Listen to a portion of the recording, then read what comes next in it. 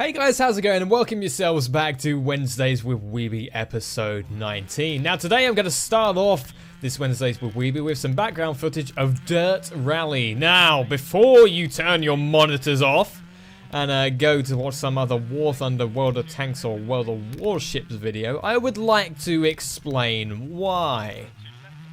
Now, the reason why you are seeing some Dirt Rally gameplay in the background is because this game is awesome. Now, I've actually kept kind of quiet on here about Dirt Rally for a while now. Now, the reason for that is because it's been my guilty pleasure. Obviously, you guys know me for my War Thunder World War II style military content, but I absolutely adore rally racing. I am in love with it. I've been playing rally games, specifically the Dirt and Colin McRae series, since I was around the age of 3 on the PS1, starting off with Colin McRae Rally.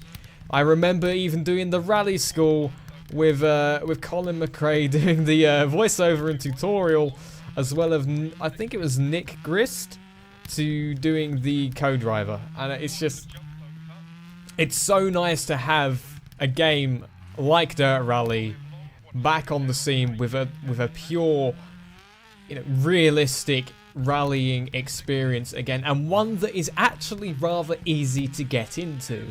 You don't have to be an MLG motor racing master to be able to get into this game. You can just plug in a joypad or gamepad or the Xbox controller, whatever you want, or even a wheel if you feel like it, and you can just go at it, and it's absolutely brilliant. So I would like to recommend Dirt Rally to all of you if you like any sort of motor racing, or even if you don't know what rally is and just like the idea of chucking a car around off-road, go pick it up. I think it's on Steam right now. I think it's out of early access now. It's in the actual release and launch, but it will be coming to Xbox One and PS4 in April. It's currently only PC only, but trust me, it'll be worth the wait. Now, another reason why I'm actually putting Dirt Rally in the background here is because I've applied for a video editor job. I know, I applied for something. Wow. No, but I've been applying for loads over the past 2 weeks, but this one in particular has really captured my mind. Basically, Kira and Paul, a really good friend of mine, friend of the channel, and I also work with him on a actual Dirt channel called Dirt Central, which I'll leave in the description below. If you do like the look of this, he does some really intense rally runs on the game with a really realistic setup, and he has a wheel and everything, and it looks freaking awesome. But basically, I applied for a video editor job because he pushed me towards it. He said, look what Codemasters have got available. You should apply for it. I did. And what I decided to then do is, you guys might have seen it, I decided to make a little Dirt Rally trailer to go along with my application. And that received some absolutely fantastic feedback. Not just from you guys, but from the Dirt community itself, as well as Christina, who is the I'm going to call her the community manager because I believe that is what she is. Please do correct me if I'm wrong, Christina, if you do end up watching this video. But I applied for basically a video editor job there. They all really enjoyed it. So that's really good news. I would just wanted to mention that here because I wanted to let you guys know what I'm up to. The reason why I applied for this job is not just because it's video editing, which is something I absolutely love doing. You guys know that from my cinematics from the videos I make. I adore video editing so much. But for it to be at Codemasters, the company made my childhood favorite games, and to be a video editor on potentially something like Dirt Rally is like, how can you not take up an opportunity like that? How can you not apply for a job like that? It's something, it's a dream. I'm not by any standard some sort of MLG amazing film video editor, but I know what I can do. And I would be such a fool not to apply for it for a game I love so much. Why wouldn't you want to apply for a job at a company that makes games that you play constantly. I mean, I play these games offline, you know, away from this channel a lot. You know, I play them a lot. Kieran will confirm that if you ever have any sort of question over it.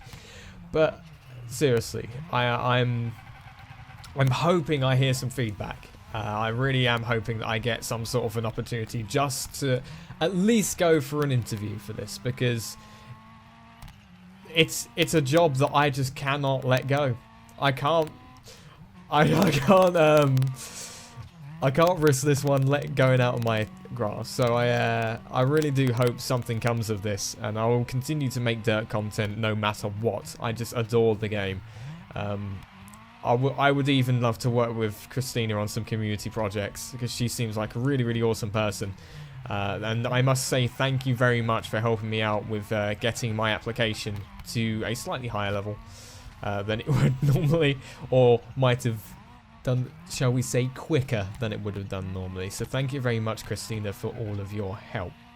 Now, while I let the rest of this game actually play out, and by the way, this is a rallycross track. There's multiple different game modes in Dirt Rally. You've got your standard rally, you got your hill climb, and you got your rallycross. Now, rallycross is basically putting some souped up rally cars on a circuit, which totally makes them for sort. There, can't speak. Do you even speak, Liam? No, I don't. Thank you very much. But it really does make for some interesting content and really, really intense moments. Going around these circuits at 100 miles per hour around corners or whatever is brilliant fun. And I do highly recommend that you pick up this game. But without further ado, I guess we better get on with some questions. Okay, so to start off with the questions, I am going to answer Rupert, which is basically Blitz Gamer, if you guys don't know, from War Thunder Live. He asked, basically, question, what do you think of the Chieftain being added into War Thunder?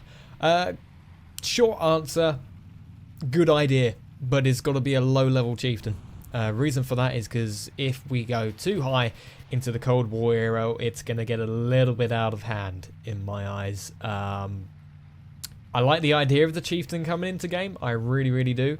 But we'll see what happens. The reason why I don't think it would be a great idea going too far into the Cold War is because you're looking at things like the TSR-2 aircraft-wise. And can you imagine, you know, thinking logically, if we were to go into Cold War for things like the tanks and planes, what kind of Cold War ships are we going to have? We're going to have missile cruisers. And, you know, that's not going to be good.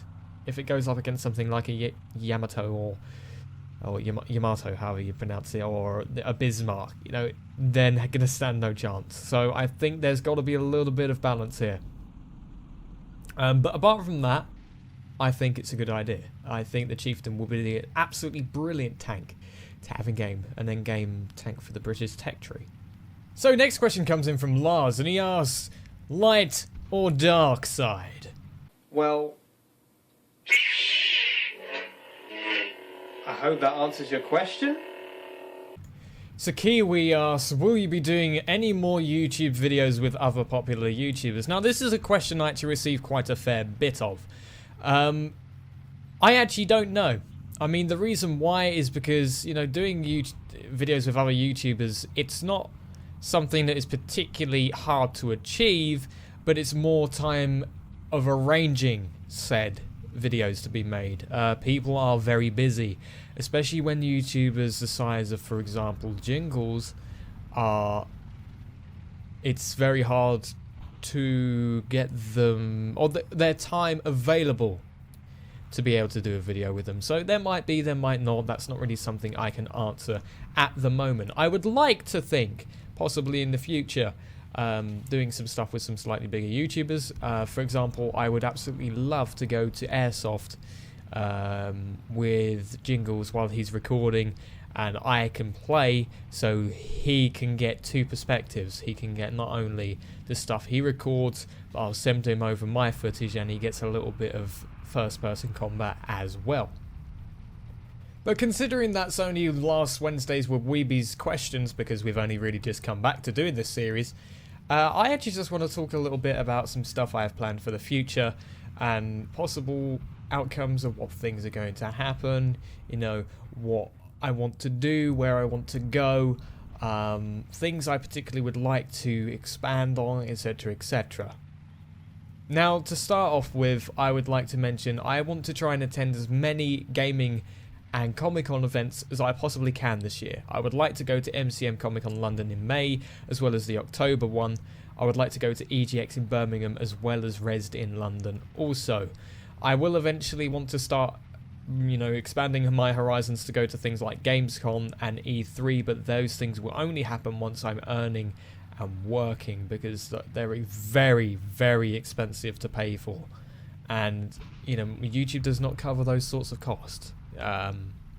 Like I discussed in last week's Wednesdays with WeBe, you know, I get a little bit of money alongside with this thing, but I don't get enough to be able to outright go to these events fully, because I have other things I have to pay for, unfortunately.